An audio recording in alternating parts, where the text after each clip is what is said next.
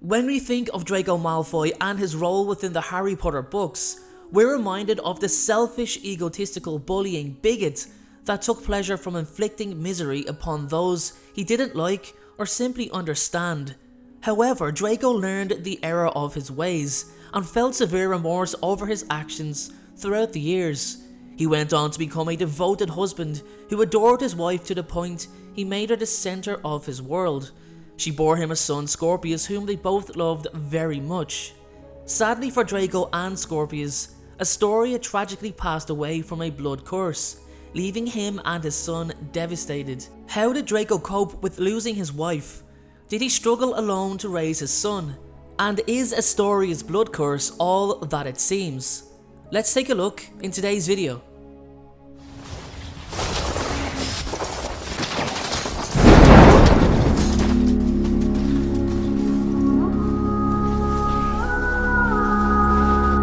Draco had a very strong bond with his wife. He was 2 years ahead of her in school and was actually in the same year as Astoria's sister, Daphne. Whether they were introduced by Daphne is unknown, but it's believed they began dating sometime in Draco's 5th year, which would be Astoria's 3rd.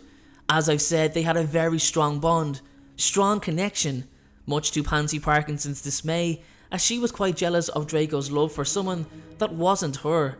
Pansy believed that she would end up with Draco as they had a very close friendship, closer than most, judging by her affectionately stroking his head on the Hogwarts Express. However, Draco's heart belonged to Astoria, and Pansy could do nothing but accept that fact. Being from the pureblood Greengrass family, Astoria may have shared Draco's pureblood beliefs originally, but that certainly changed after the end of the Second Wizarding War and Voldemort's final defeat. No longer would she be so judgmental and selective on who she socialised with, along with Draco, whose own dreadful experiences caused him a drastic change of opinion on what was considered right and wrong in regards to blood purity.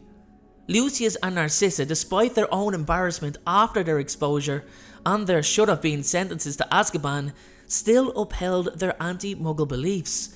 They blamed Astoria's influence for Draco's own softening on the topic, and even with them voicing their own concerns, their son still chose to marry her. Due to Astoria's frailty, bearing a child could not only make her more weak, but also accelerate her condition, as she was suffering from a hereditary blood curse, which would eventually take her life. Despite the possible public embarrassment and scandal of letting the Malfoy line die, one of the last pureblood wizarding families, Draco was prepared to do it without hesitation if it meant his wife's health stayed intact. Once again, a decision that sparked his parents' outrage. Now that we can understand how important Astoria is to Draco, we can have a better understanding of how he coped with their death, and Scorpius too. Draco knew Astoria was on borrowed time, and she knew that herself. Therefore, they always made the most of their time together. The birth of Scorpius was an overwhelming joy, as were the many years that followed. Scorpius loved his mother dearly, and she doted on him in return. It's not known if Scorpius was aware just how serious Astoria's condition was, but Draco, I can imagine, had been preparing himself for many years for the day that Astoria would eventually succumb to her illness. When she did pass, Draco, like any husband, had a lot of grieving within him. In fact, it would be something he knew he may not ever get over. He obviously tries to be strong for Scorpius, who has just lost his mother at such a young age. After so many years of parenting together, Draco was now on his own as a parent. He would have strived to set an example for his son, just as Astoria would have wanted. They already raised the boy how they both seen fit, against any Muggle-born prejudice. Now it was on Draco to continue to guide his son in the right direction. I've no doubt that Lucius and Narcissa would have played a comforting role after Astoria's death. Narcissa especially, as she raised Draco with just as much love as Astoria did Scorpius. However, I find it difficult seeing Lucius show a more compassionate side to his own son. Not to say that he wouldn't, I just feel Narcissa would be a lot more hands-on, making Lucius feel like he wouldn't have to be, something he just might prefer. Draco is no fool. He remembers his behaviour during his youth. He wasn't the nicest boy in his Hogwarts years, and I highly doubt he'd want his own son to behave in such a way. His time as a Death Eater really sobered him in terms of how he's seen the world. Draco admired his father's ambition and even his character, well, part of it, but he would make sure Scorpius would be able to choose for himself instead of feeling pressured to uphold the Malfoy name, or what was left of it due to the lingering embarrassment from the many years prior. Then there's the other possibility. The possibility that Draco was not mourning the death of his wife, but actually the loss of her humanity. Now, Astoria has a blood curse. It's not confirmed if it is a maledictus blood curse or just another type of blood curse. But as many of you know, due to the release of the Fantastic Beasts 2 Crimes of Grindelwald trailer, a maledictus is an individual that suffers from a blood curse that causes them to transform permanently into an animal, which means that it is very possible that Astoria just succumbed to her final transformation into the animal, to which I have no idea what species.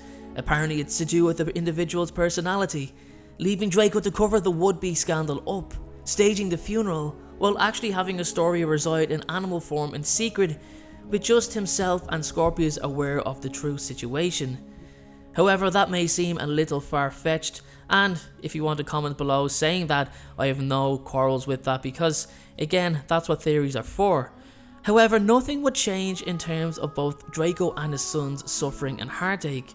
Astoria was still gone, and it's not known if she also lost her human intelligence. It also makes me wonder that if the maledictus curse is hereditary amongst women, could Astoria and Nagini be somehow distantly related? Let's not forget, the wizarding families, well, the pureblood wizarding families, have always courted amongst themselves over the centuries, and we don't know Nagini's surname either. Her surname is yet to be revealed. That's even if it's revealed. How incredible would it be to see Nagini and Draco's wife be from the same bloodline? However, until we discover further information on Nagini's history and just how this blood curse, or any blood curse, originates, there's no possible way to link the two women together. Regardless of the pain he felt, there's no way Draco would have let Scorpius down in terms of his role as a father, with the Malfoys escaping punishment for their involvement in not one, but two separate wizarding wars, which seen them on the opposing side both times. Draco and his family never quite escaped the topic of a dinner table story. Astoria did not want her son to be judged for her husband's actions, and I believe Draco would have upheld that wish. I'm confident it's a wish that he would have also shared. He would not allow his son to be judged. Draco would draw strength from his wife's memory, with the hope of helping his son achieve his potential. As I've said earlier, such was his love for his wife. Her loss is something I don't believe he'd ever fully get over, but he definitely set Scorpius on the right path. Guys, my question for you is, do you think that this blood curse Astoria suffered with could have been the maledictus curse? Could it have been a cover-up? And can you imagine if she was distantly related to Nagini? Do you also think Draco would have been a better father to Scorpius than Lucius was to him? Let me know in the comment section below. And guys, I'm getting closer to 10,000 followers on Instagram, so if you want to be involved in my huge giveaway on Instagram, then please make sure to follow me at InstaDNJ. Now, you don't need to create an Instagram account just to be involved in the competition. If Instagram's not for you, well then it's not for you. There will be other competitions coming along. But if you want to be in with a chance to win what you see on screen, then make sure to follow me on Instagram at InstaDNJ. Thanks again, guys. And that is all for today's video, everyone. Thank you so much for watching. I'd love to know your thoughts in the comment section below, and I encourage you to please subscribe and share my videos if you like my content, because without your help, the channel cannot grow. And with that being said, making videos on a regular basis does cost time, money, and a serious amount of effort. However, I absolutely love making videos. It's my dream and it's my passion. So if you'd like to contribute to helping the channel to grow for just $1 a month minimum through Patreon, it truly helps, and it means that I can put fewer ads in my videos as my Patreon grows. You don't have to donate. This is just on the kindness of your heart. The link is in the description below, and please make sure to check out my other videos that will appear on screen and my merchandise link below too. I also have a second channel called Game of Thrones Lore that will have regular content uploaded on it very soon. Thanks again for watching, everyone. It means the world to me, and I hope you all have a fantastic day.